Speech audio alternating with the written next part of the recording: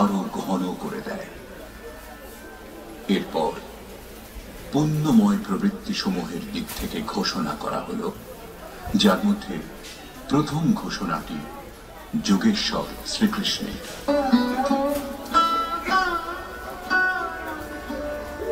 ततः श्वेतैर्हयैर्युक्ते महति स्यन्दने स्थितौ माधवः पाण्डवश्चैव दिव्यौ शङ्खौ प्रदध्मतु। অতঃপর শ্বেতাশ্বযুক্ত, অর্থাৎ যাতে বিন্দুমাত্র কালিমা বা দোষ ছিল না, শ্বেতবর্ণ, সাত্ত্বিক এবং নির্মলতার প্রতীক মহতি স্যন্দন, উত্তম রথে উপবিষ্ট যোগেশ্বর শ্রীকৃষ্ণ এবং অর্জুনও অলৌকিক শঙ্খ বাজালেন। অলৌকিকের অর্থ লোকাতীত, মৃত্যুলোক, দেবলোক, ব্রহ্মলোক, জন্ম মৃত্যুর ভয় যত দূর পর্যন্ত, সেই সমস্ত লোকের অতীত পারলৌকিক পারমার্থিক স্থিতি প্রদান করার ঘোষণা যোগেশ্বর শ্রীকৃষ্ণ করলেন।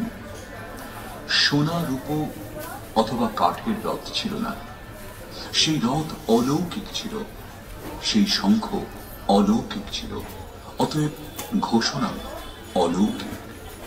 একমাত্র ব্রহ্মলোক সমস্ত লোকের ঊর্ধ্বে স্থিত, সরাসরি ব্রহ্মলোকের সঙ্গে সম্পর্ক স্থাপন করাবার ঘোষণা করলেন। কি রূপে তিনি এই স্থিতি প্রদান করবেন?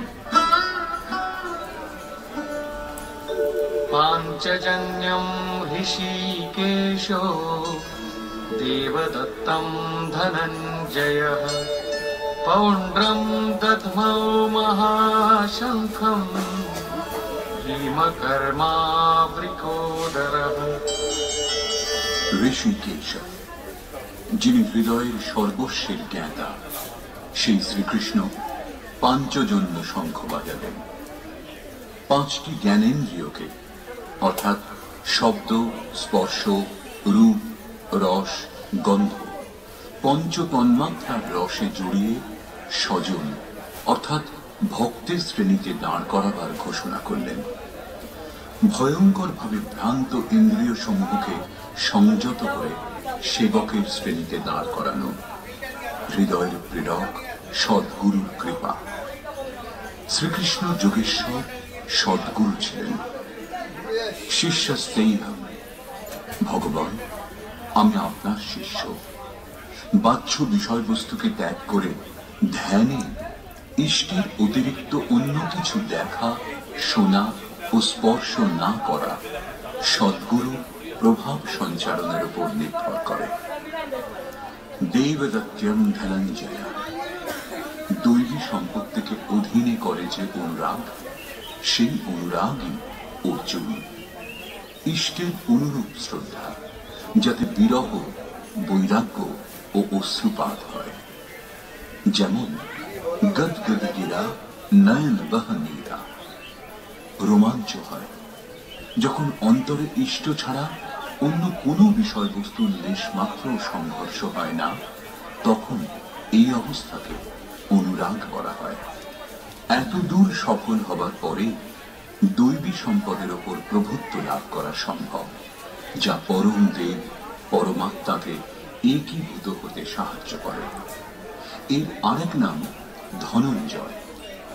এক ধন পার্থিব সম্পত্তি, যা দিয়ে শরীর নির্বাহের ব্যবস্থা করা হয়।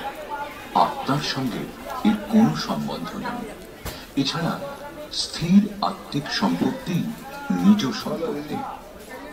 বৃহদারণ্যকোপনিষদে যাজ্ঞবল্ক্য মৈত্রেয়ীকে এই উপদেশ দিলেন, ধন সম্পন্ন পৃথিবীর স্বামিত্ব দ্বারাও অমৃতত্বের প্রাপ্তি সম্ভব নয়।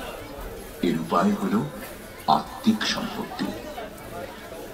ঘোর কর্মাভীম পৌণ্ড অর্থাৎ প্রীতি নামক মহাশঙ্খ বাজালেন। ভাবের উদ্গম এবং নিবাস স্থান হৃদয়, তাই এর আরেক নাম বৃকোদর। আপনাদের ভাব, স্নেহ ছোটদের প্রতি স্বভাবতই থাকে, কিন্তু সেই স্নেহ উৎপন্ন হয় আপনাদের হৃদয় জাগিয়ে মুক্ত হয় ছোটদের প্রতি। এই ভাব অগাধ এবং মহাবলশালী। ভীম প্রীতি নামক শঙ্খ বাজালেন। এই প্রীতি ভাবের মধ্যেই নিহিত, তাই ভীম বাজালেন পৌন্ড্র অর্থাৎ প্রীতি নামক মহাশঙ্খ। ভাব অত্যন্ত শক্তিশালী, কিন্তু প্রীতির মাধ্যমে তা সঞ্চার হয়। हर व्यापक सर्वत्र समाना प्रेम ते प्रकट हो ही मैं जाना। অর্থাৎ ঈশ্বর সর্বত্র সমান রূপে বিদ্যমান, কিন্তু তাকে প্রকট করতে হলে চাই হৃদয়ে বিরহ, বৈরাগ্য এবং উৎকট প্রেম। अनंत विजयं राजा कुंती पुत्रो युधिष्ठिरः नकुलः सहदेवश्च सुघोषमणिपुष्पकौ। কুন্তি পুত্র রাজা যুধিষ্ঠির অনন্ত বিজয় নামক শঙ্খ বাজালেন। কর্তব্যরূপ কুন্তি এবং ধর্মরূপ যুধিষ্ঠির। ধর্মে স্থির থাকলেই অনন্ত বিজয়ান, অনন্ত পরমাত্মাতে স্থিতি লাভ হবে। যুদ্ধে স্থিরঃ স যুধিষ্ঠিরঃ। প্রকৃতি পুরুষ ক্ষেত্রজ্ঞের সংঘর্ষে স্থির থাকেন, অত্যন্ত দুঃখেও বিচলিত হন না। তবেই একদিন যিনি অনন্ত, যার অন্ত নেই, সেই পরম তত্ত্ব পরমাত্মাকে লাভ করতে সক্ষম হন। নিয়মরূপ নকুল সুঘোষ নামক শঙ্খ বাজালেন। যেমন যেমন নিয়ম কঠোর হবে, তেমন তেমন অশুভ লক্ষণগুলি বিলয় হয়ে যাবে এবং শুভ পরিস্থিতি উদয় হবে। সৎসঙ্গ রূপ সহদেব মণিপুষ্পক নামক শঙ্খ বাজালেন। মনীষীগণ প্রত্যেক শ্বাসকে বহুমূল্য মণির আখ্যা দিয়েছেন। হীরা জৈসে শ্বাসা বাতোं में बीती যায়। বাহ্য সৎসঙ্গ সৎপুরুষের বাণী শ্রবণকে বলে, যা এক প্রকার সৎসঙ্গ, কিন্তু যথার্থ সৎসঙ্গ হয় আন্তরিক। শ্রীকৃষ্ণের মতে আত্মাই সত্য এবং সনাতন। চিত্ত যখন স্থির হয়ে আত্মার সঙ্গত করে, তখনই হয় প্রকৃত সৎসঙ্গ। এই সৎসঙ্গ চিন্তন, ধ্যান এবং সমাধির অভ্যাস দ্বারা সম্পন্ন হয়। যেমন যেমন সত্যের সান্নিধ্যে স্মৃতি স্থির হবে, তেমন তেমন এক একটি শ্বাসের উপর নিয়ন্ত্রণ হতে থাকবে। ইন্দ্রিয়গুলির সঙ্গে মন নিরুদ্ধ হয়ে আসবে। এই প্রকার যখন সম্পূর্ণরূপে নিরুদ্ধ হবে, তখনই বস্তু লাভ হবে। বাদ্যযন্ত্রের মতো আত্মার ধ্বনির সঙ্গে চিত্তের ধ্বনি মিলিয়ে সঙ্গত করাই যথার্থ সৎসঙ্গ। বাহ্য মনে কঠোর হয়, কিন্তু শ্বাসরূপ মনে পুষ্প থেকেও কোমল। পুষ্প তো বিকশিত হওয়ার পর অথবা বৃন্তচ্যুত হলে শুকিয়ে যায়, কিন্তু আপনি এর পরের শ্বাস পর্যন্ত জীবিত থাকার নিশ্চয়তা দিতে পারেন না। সৎসঙ্গ সফল হলে প্রত্যেক শ্বাসের উপর নিয়ন্ত্রণ রেখে লক্ষ্য প্রাপ্তি সম্ভব। এর বেশি পাণ্ডবদের কোনো ঘোষণা নেই, কিন্তু প্রত্যেক সাধন নির্মলতার পথে কিছু না কিছু দূরত্ব অতিক্রম করা। অতঃপর বললেন,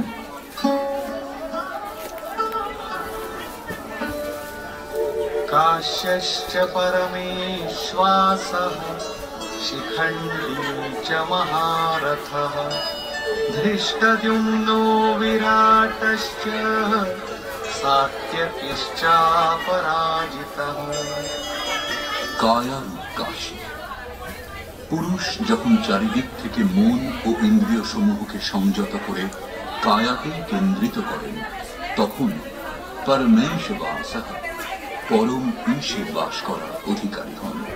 পরম ঈশ্বর তত্ত্বে অবস্থান দিতে সক্ষম কায়াকে কাশী বলে। কায়াতে পরম ঈশ্বরের নিবাস।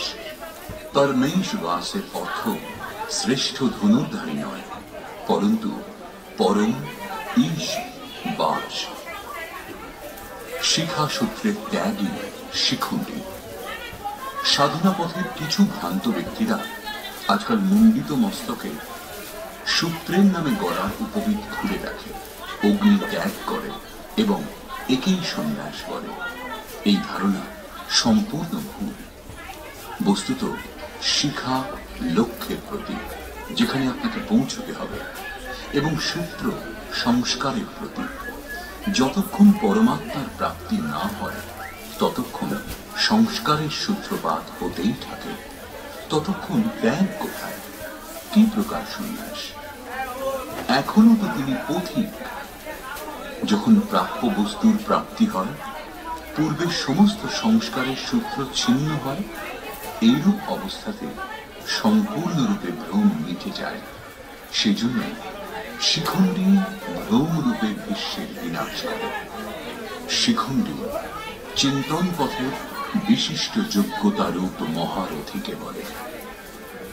ধৃষ্টদ্যুম্ন দৃঢ় ও অচল মন এবং বিরাট, সর্বত্র বিরাট ঈশ্বরের প্রসার দেখার ক্ষমতা, এইসবই হল দৈব সম্পদের প্রমুখ গুণ। সাত্ত্বিক, তাই সাত্ত্বিকী, সত্য চিন্তনের প্রবৃত্তি। অর্থাৎ যদি সাত্ত্বিকতা বিদ্যমান থাকে তাহলে আর পতনের সম্ভাবনা থাকে না।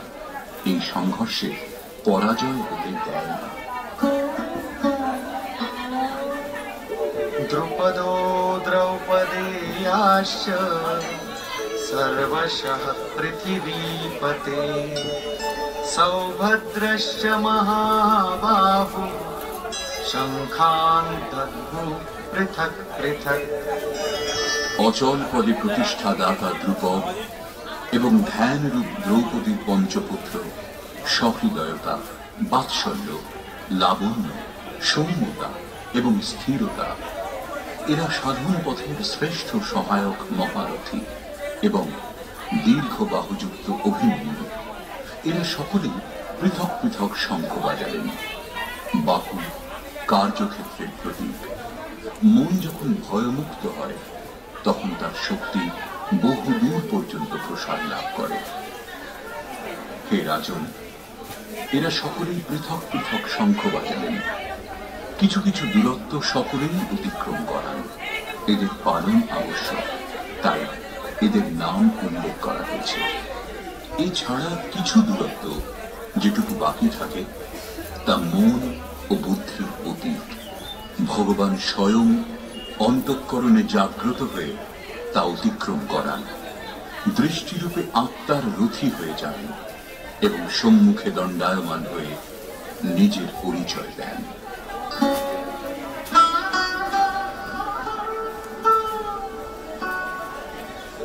সঘোষোধার্তরাষ্ট্রাণাম হৃদয়ানি ব্যদারয়ৎ নভশ্চ পৃথিবীম চৈব তুমুলো ব্যনুনাদয়ন।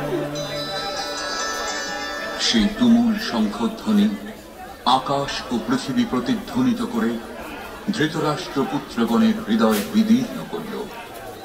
সেনা পাণ্ডব পক্ষেও ছিল, কিন্তু হৃদয় বিদীর্ণ হল কেবল ধৃতরাষ্ট্র পুত্রগণের।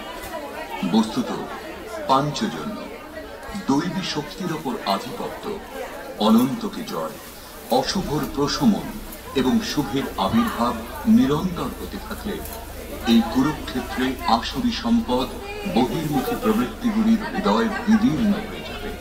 তাদের বল ক্রমশ ক্ষীণ হতে থাকবে। পূর্ণ সফলতা লাভ হলে মোহময়ী প্রবৃত্তিগুলি সম্পূর্ণরূপে শান্ত হয়ে যায়। अथ व्यवस्थितान् दृष्ट्वा धार्तराष्ट्रान् कपिध्वजः प्रवृत्ते शस्त्रसम्पाते धनुरुद्यम्य पाण्डवः ऋषिकेशं तदा वाक्यम् इदमाह महीपते सेनयोरुभयोर्मध्ये रथं स्थापयमेच्युत। সংযম রূপ সঞ্জয় অজ্ঞানাবৃত মনকে বোঝালেন যে হে রাজন, কপিধ্বজা বৈরাগ্যরূপ হনুমান, বৈরাগ্যই যার ধ্বজা। ধ্বজাকে রাষ্ট্রের প্রতীক বলা হয়। কারো কারো মতে পতাকা চঞ্চল ছিল, তাই কপিধ্বজ বলা হয়েছে, কিন্তু তা নয়। এখানে কপি সাধারণ বানর নয়, স্বয়ং হনুমানই ছিলেন, যিনি মান অপমানে হনন করেছিলেন। সমমান নিরাদর আদরহী। প্রকৃতির বিষয়বস্তু থেকে আসক্তির ত্যাগই বৈরাগ্য। অতএব বৈরাগ্যই যার ধ্বজা। সেই অর্জুন ব্যবস্থিত রূপে ধৃতরাষ্ট্রের পুত্রগণকে দাঁড়িয়ে থাকতে দেখে শস্ত্রচালনার মুহূর্তে ধনুক তুলে ঋষিকেশ আনেন, যিনি হৃদয়ের সর্বস্বের জ্ঞাতা, সেই যোগেশ্বর শ্রীকৃষ্ণকে বললেন, হে অচ্যুত, অর্থাৎ যিনি কখনো চ্যুত হন না, আমার রথ উভয় সেনার মধ্যে স্থাপন করুন। এখানে সারথীকে আদেশ দেওয়া নয়, ইষ্টের অর্থাৎ সদ্গুরুর প্রতি অনুরোধ করা হয়েছে। কেন স্থাপন করবেন? यावदेतान् निरीक्षेऽहं योद्धुकामानवस्थितान् कैर्मया सह योद्धव्यम् अस्मिन् रणसमुद्यमे। যতক্ষণ আমি যুদ্ধার্থে অবস্থিত, এদের উত্তম রূপে নিরীক্ষণ না করি যে এই মহারণে আমাকে কাদের সঙ্গে যুদ্ধ করতে হবে এবং কে কে আমার সঙ্গে যুদ্ধ করার যোগ্য। योत्स्यमानान् वेक्षेऽहं य एतेऽत्र समागताः धार्तराष्ट्रस्य दुर्बुद्धेः युद्धे प्रियचिकीर्षवः। দুর্বুদ্ধি দুর্যোধনের হিতকামী যে সকল রাজাগণ যুদ্ধ করার জন্য এখানে উপস্থিত হয়েছেন, তাদের আমি দেখতে চাই। সেই জন্য রথ স্থাপন করুন। মোহরূপ দুর্যোধন, মোহমুগ্ধ প্রবৃত্তি সমূহের হিতাকাঙ্ক্ষী যে সকল রাজাগণ যুদ্ধ করবার জন্য এখানে উপস্থিত হয়েছেন, তাদেরকে আমি দেখে নিই। সঞ্জয় উবাচ।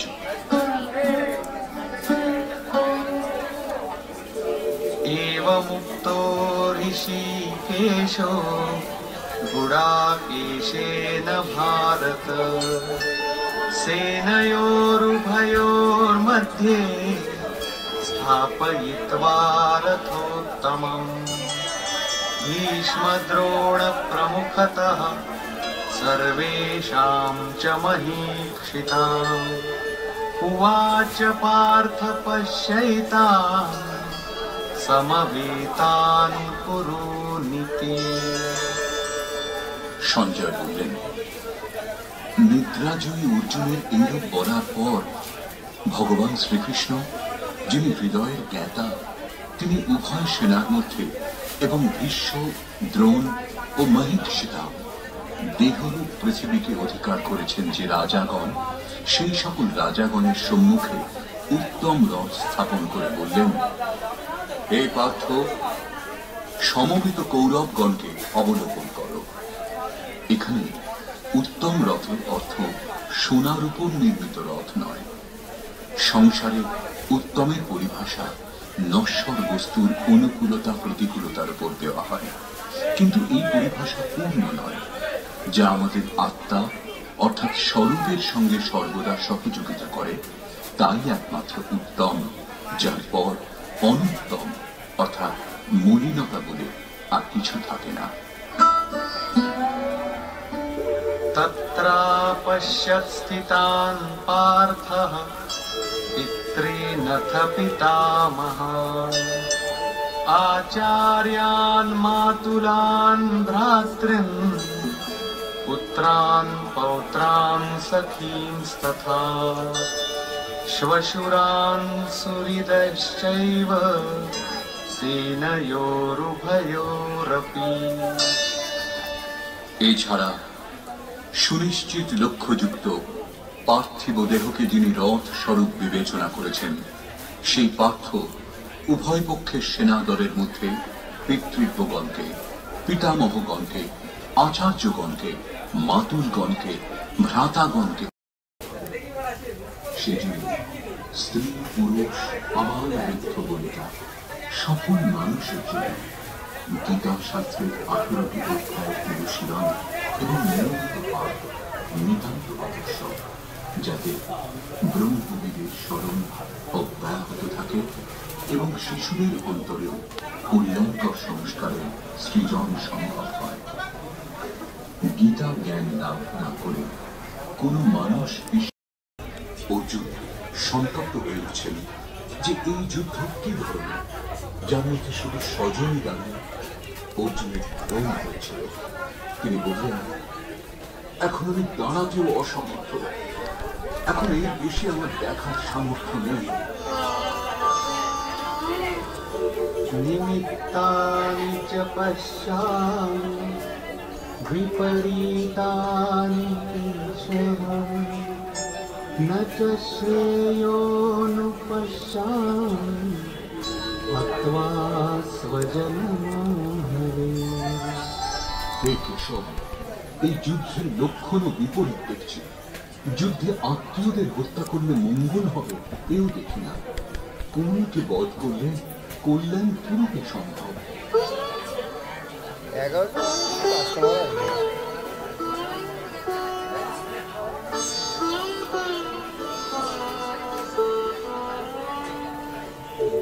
न कांक्षे विजयं कृष्ण न च राज्यं सुखानि च किं नो राज्येन गोविन्द किं भोगैर्जीवितेन वा। সম্পূর্ণ পরিবার যুদ্ধে উপস্থিত হয়েছেন। এদের যুদ্ধে বধ করে বিজয়, সেই বিজয়ের দ্বারা প্রাপ্ত রাজ্য ও রাজ্য আরাধনার পথে অগ্রসর হতে হলে পরিবার ত্যাগ করতে হবে, এই সম্বন্ধগুলির মোহ থেকে মুক্ত হতে হবে। তখন তিনি অধীর হয়ে ওঠেন। পূজ্য মহারাজ বর্ণ সংকট দেখা দেয়, কিন্তু শ্রীকৃষ্ণ এই সিদ্ধান্তের খণ্ডন করে আরো বলছেন, আমি অথবা कुलस्य च पतन्ति पितरो येषां लुप्तपिण्डोदकक्रिया। বর্তমান নষ্ট হয়, পিতৃপুরুষগণ স্খলিত হন এবং উত্তর পুরুষদেরও পতন হবে। শুধু তাই না, ते जाति धर्मा कुलधर्माश्च शाश्वता।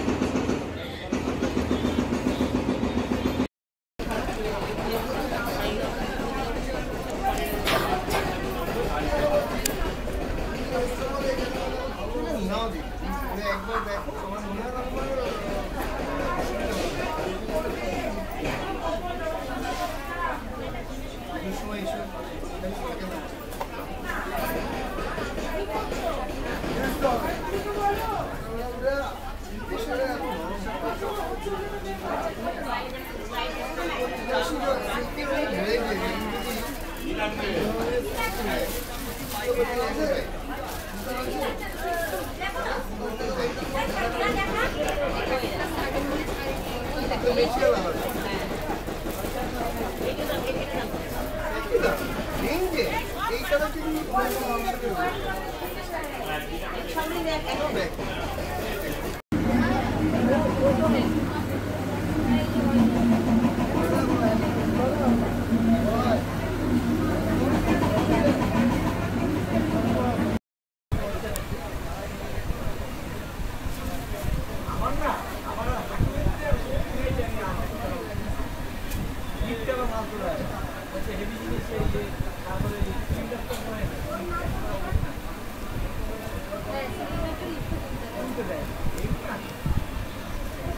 খালিটা নিয়ে